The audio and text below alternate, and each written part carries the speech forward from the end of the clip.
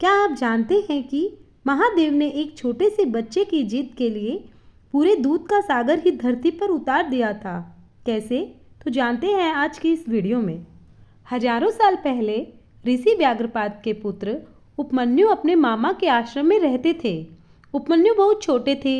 एक दिन उन्होंने अपने मामा के यहाँ गाय का ताज़ा दूध पिया, जो उन्हें बहुत स्वादिष्ट लगा।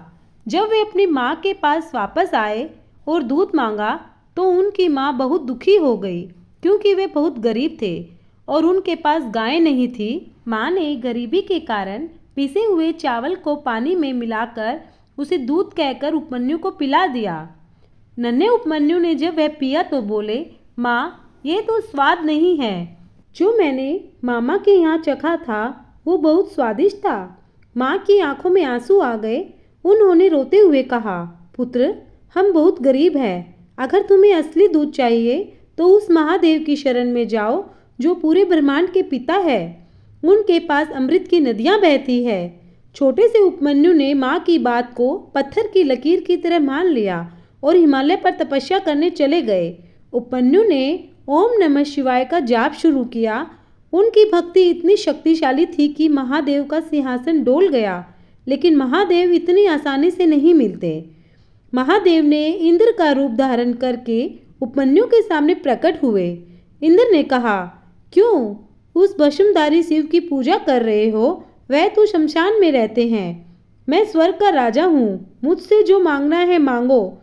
छोटे उपमन्यु को गुस्सा आ गया। उन्होंने कहा, मेरे महादेव जैसे भी है मेरे पिता है।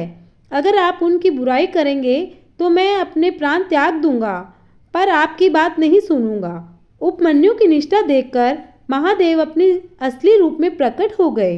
उन्होंने बालक को गले से लगा लिया। महादेव इतने भावुक हुए कि उन्होंने उपमन्यु से कहा, पुत्र, तुमने दूध मांगा था। तुम्हारी भक्ति ने मेरा हृदय जीत लिया। आज से तुम केवल दूध नहीं बल्कि क्षीर सागर, दूध का महासागर के स्वामी हो। महादेव ने उस बालक को अपनी गोद में बिठाया और उसे अमरता का वरदान दिया।